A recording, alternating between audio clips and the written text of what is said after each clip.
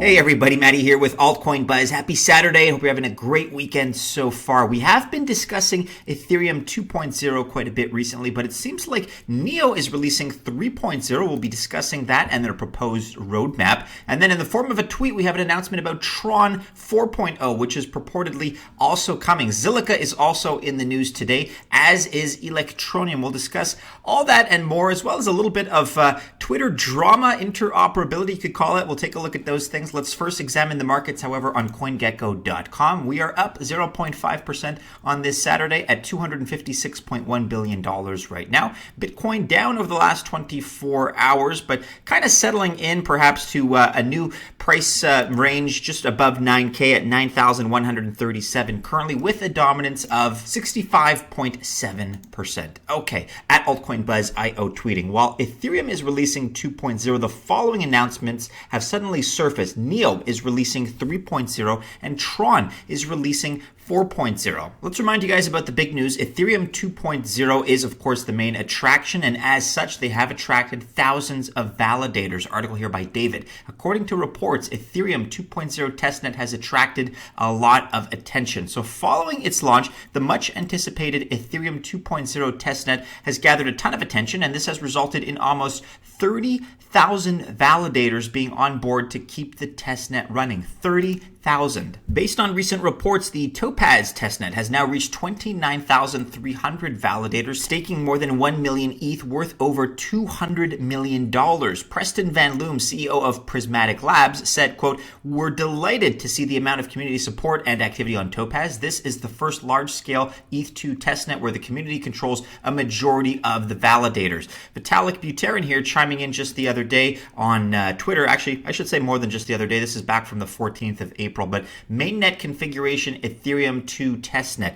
Note that this is likely not quite the, quote, multi-client testnet, as we're likely going to do 1 or 2 restarts soon to have more chances to test the Genesis mechanism, but still huge progress and excellent work by Prismatic Labs. Tentatively, writes David, July is the launch date of the main network that Ethereum is targeting right now, and the full rollout process will consist of 6 phases, with each of these phases introducing various changes as seen in the overhaul. A little bit of good news now. Twitter is often the source of a lot of derision, a lot of conflict, and some would say negativity in the internet. It's a nasty place sometimes when it comes to interactions, in some instances, and when it comes to opinions. At Altcoin Buzz IO, highlighting something kind of the opposite way here. We're asking, is Twitter the leading cause of interoperability? Charles Hoskinson tweeted the other day, "I hereby acknowledge Ethereum," and to which Vitalik responded, "I hereby acknowledge Cardano." So just a nice little love fest that you don't often see on Twitter. It's a nice thing to observe. At Altcoin Buzz also tweeting, "We have been following ETH 2.0 closely, and it's really a meaningful upgrade. We're definitely bullish." Kind of by contrast, Neo 3.0 seems a set of minor upgrades. We're going to take a look at those in just a moment. And Tron 4.0 so far, as far as we can tell, is really just a tweet from Justin Sun, so not quite as advanced as we would have hoped. Let's take a look at the roadmap for Neo 3.0's development here on medium.com. You can zoom in and take a look at this roadmap, which is a little bit out of date. This current image only extends to Q1 of 2020, but nevertheless, about Neo 3.0. Thanks to all our devoted developers and community members, Neo has witnessed tremendous growth in its tech infrastructure and ecosystem over the past few years.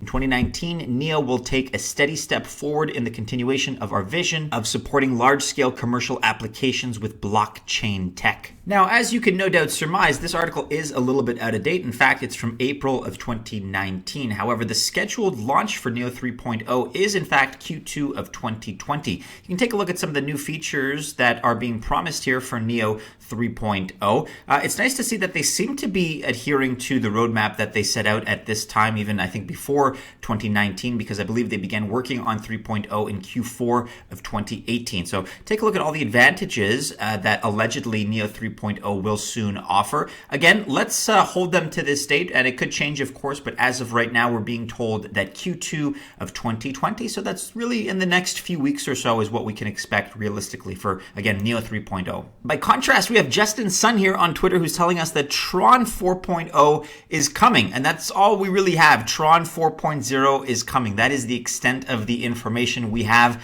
as it relates to Tron 4.0 at this time. And as you can no doubt imagine, some of the memesters came out and, started having a little bit of fun with him, maybe a little bit of good-hearted fun. But again, we want to remind you, this is our aspirational goal for Twitter. We want this to be a friendly place, at least the Twitter sphere of crypto. The crypto sphere on Twitter, I guess, is a better way to put it. Let's make sure that's a friendly space and one in which we all collaborate, we all get along, we don't fling nasty stuff towards each other. But that being said, I think this is a pretty flimsy statement. There's not really anything else to back it up right now. Going back to some of that kumbaya energy, Charles Hoskinson, we mentioned this earlier, he hereby acknowledges Ethereum. If you haven't checked out our article, we did cover this yesterday, how IOHK is partnering with Hyperledger and W3C. Speaking of Charles Hoskinson, this was by David, the CEO and co-founder of IOHK. Charles Hoskinson revealed that his company, which is behind the Cardano ecosystem development, would be able to improve its bidding process thanks to this particular collaboration. So again, we did cover this yesterday. If you didn't catch the original reporting on it, you can check out this article. We'll link to it in the description below. Even more positive Twitter vibes here from Vitalik Buterin. He says, I hereby acknowledge Zilliqa. And then you have somebody right below that I guess thought they were being smart and trying to call him out, asking him why he's supporting essentially a competitor. And I thought Vitalik had a great answer. If you could see it here, he says, Ethereum has a lot of room to succeed and prosper, period. Zilliqa has a lot of room to succeed and prosper, period. This is still very much the kind of space where there's enough growth to support a multitude of projects, and a rising tide is going to raise all ships. So I think Vitalik has the right attitude when it comes to this. Again, a lot of positivity, a lot of good vibes for him to say this and call out Zilliqa in a good way. You often call somebody out in a bad way, but the project here is referenced very positively. I think it's positive. Charles Hoskinson may be getting a little bit jealous, however. He says, I thought we had something special. But putting aside the melodrama for a moment, a lot of people are talking about Zilliqa at Shash XXX here. Everyone is putting out ZILTA now, technical analysis. Like if you did a little financial analysis just a few months back, you would know already. Shash referring to the very positive price movement of Zilliqa in the last 2 or 3 months or so. In which from the very bottom here to the recent top, you see pretty much a quintupling of the value and the price. So a lot of positive movements for Zilliqa. A lot happening behind the scenes as well that's very positive. And the kind of jokey criticism there is that a lot of people are just waking up to it now. They didn't see it coming. But for those that were paying attention, I think there were some signs indicating future success that is now coming to fruition. Here on heraldsheets.com, Zilliqa joins Incognito in partnership to enable anonymity for transactions. Incognito is a blockchain-oriented privacy solution provider, and they have some hours ago announced a partnership with Zilliqa, which is a high-performance and high-security blockchain platform. The collab is reportedly targeted at making the transactions affected using Zilliqa's native token, ZIL, anonymous. This partnership report was hinted on Twitter by Zilliqa, and going by the report, this will include the one-to-one private version of the digital token ZIL, coupled with the instant liquidity of PZIL. At Zilliqa here on Twitter, tweeting the following, but all of this, guys, goes back to January of this year. January 9th, 2020 is when they made the announcement. Hence, Shash's opinion that for those that were paying attention, this was very clear. The writing was on the wall and people should have seen it coming if they were doing any kind of financial analysis. Zilliqa tweeted, thrilled to partner with Incognito Chain, whose sidechain will provide ZIL holders with privacy and complete anonymity for transactions. Users can also access PZIL, a one-to-one private version of ZIL, and get liquidity for PZIL to be listed on Incognito PDEX. So there you have it. January wasn't even all that long ago. We're just talking about a handful of months, but for those devoted followers of Zilliqa, those that were paying attention and following the news as well as the developments,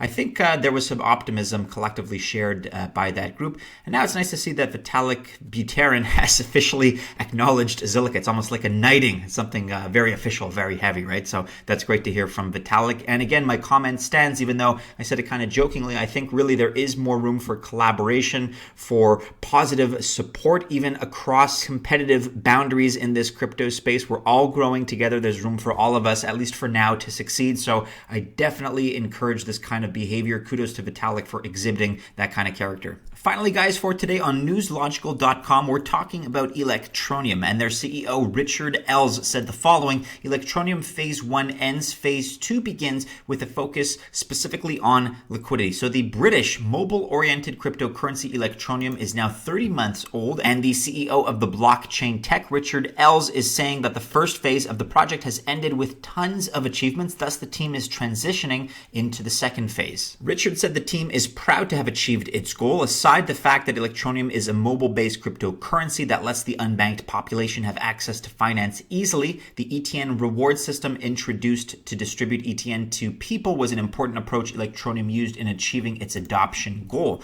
And that adoption goal, as we discussed, I believe last week, just hit a milestone of 100,000 top-ups. Els said that the second phase will be about increasing the liquidity of the cryptocurrency and more engagement for the blockchain project in the cryptocurrency community. And now Richard wants the crypto platform to also be focusing on trading volumes to ensure signing of more deals with corporates, and lastly, an advancement on adoption. So good news all around for all the Electroneum fans out there. We know there are many of you present in the Altcoin Buzz army. Let us know your thoughts about this, your hopes, your ambitions, maybe even your fears for phase 2. All in all, some positive news and some progress toward ultimately the goals that Electroneum have set out for themselves. Guys, that about wraps it up for today. Do be sure you're following us on all the regular social media channels and keep checking back into altcoinbuzz.io for all the latest. Go ahead, like, subscribe, share, and hit the bell, of course, to receive notifications if you've enjoyed today's video. Best of luck if you choose to invest on this Saturday, everyone, but have a great weekend. Enjoy the sun a little bit if you can. I know it's finally creeping out in my little corner of the world, and for the first time, the weather actually seems to be very nice